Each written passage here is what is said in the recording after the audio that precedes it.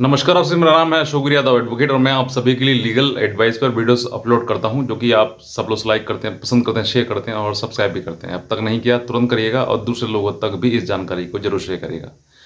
देखिए, पति पत्नी का जो विवाद है वो कहीं ना कहीं पर ऐसे स्थिति पर आ जाता है कि एक साथ रहना संभव नहीं होता है। तो जहाँ पर एक साथ रहना संभव नहीं होता है तो वहाँ पर प्रक्रिया आती है तलाक देने की। अब तलाक देने का जब मन में सवाल आता है तो फिर सवाल ये भी आता है कि तलाक देने के बाद या तलाक देने के दौरान जो है हमें कोई पैसा तो नहीं देना पड़ेगा दूसरी पार्टी को। तो उसी के लिए मैं आपको पूरा इस वीडियो के माध्यम से बताऊंगा कि अगर आप केस फाइल करते हैं या आप तलाक लेते हैं पति से या पत्नी से, तो आपको कितना पैसा देना पड़ेगा या फिर नहीं देना पड़ेगा।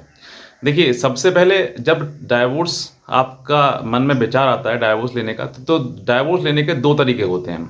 सबसे पहला कि आप म्यूचुअल ले लें। म्यूचुअल ये मतलब कि आप रज़ामंदी से, आपसी समझौते से जो भी आपका मन करता है, एक दूसरे के पार्टी के अकॉर्डिंग जो है, जो भी आपका पैसा मतलब लगता है, जो भी आप कि भाई हमारी शादी में इतना खर्च हुआ था, हमने इतना जेवरात दिया था और ये चीज़ें हमने दी थी। तो अगर उन सब चीज़ों को साथ लेकर मतलब दोनों पार्टी रजामंद हो जाते हैं, एग्री हो जाते हैं कि हाँ, हम दोनों तैयार हैं इस एग्रीमेंट को लेने के लिए, तो अब जो है वो आपके पास यही रास्ता है कि आप दोनों पक्ष बैठकर अपने हिसाब से जो भी आपको उचित लगता है वो अमाउंट तय कर लें। और जैसे ही आप अमाउंट तय कर लें, तो अमाउंट तय करने के बाद जो है फिर आप कोर्ट में जो है एक सेक्शन 13B के तहत जो है वो एक मुकदमा डालेंगे आप, और उसके बाद आपका पहला मोशन होगा, फिर सेकंड मोशन और फिर आपका जजमेंट हो जाएगा। ये 6 महीने की प्रक्रिया है जो कि ख़त्म हो जाएगी। अब ये तो हो गया दोनों रजामंद हों तो। अब मान लीजिए ऐसा होता है, बहुत ज़्यादा ऐसा होता है कि रजामंद नहीं है।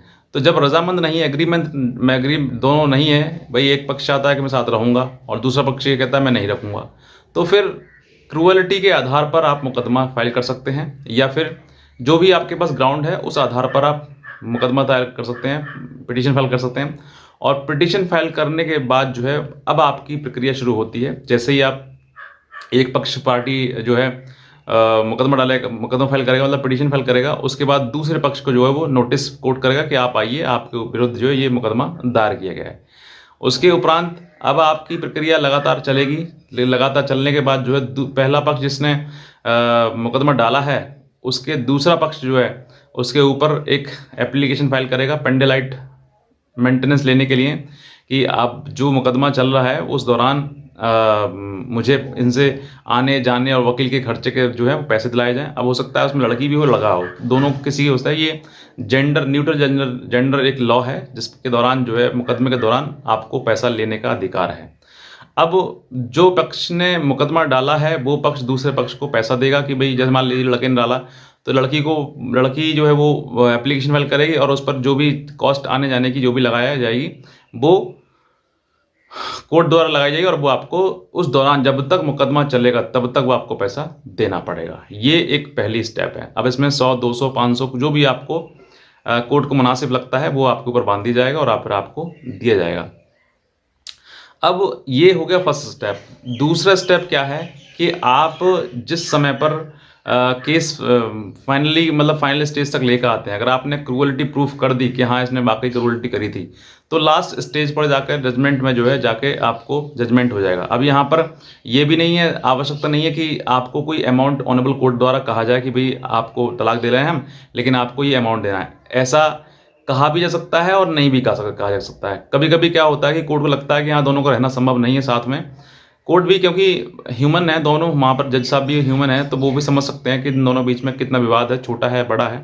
तो ऐसे समय पर जो है कोर्ट समझ लेता है कि दूसरे पक्ष ने ज़्यादा क्रूअल्टी करी है, यानी कि लड़के पक्ष ने जो भी ज़्यादा क्रूअल्टी करी है, तो क्रूअल्टी के आधार पर आपको डाइवोर्स दिया जा सकता है और फ्री दिया जा सकता है। मतलब कोई भी आपको चार्ज या कॉस्ट पे करनी नहीं पड़ेगी उस दौरान, या फिर आपके ऊपर फाइनल जजमेंट में कोई भी कॉस्ट लगाई जा सकती है कि आप इतना पैसा दीजिए इनको और आपकी जो डाइवोर्स है वो ग्रांट हो जाएगी।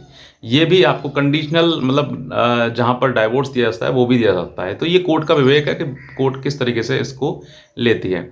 दूसरा, पहला ये हो गया और दूसरा आपको कंडीशनल हो गया।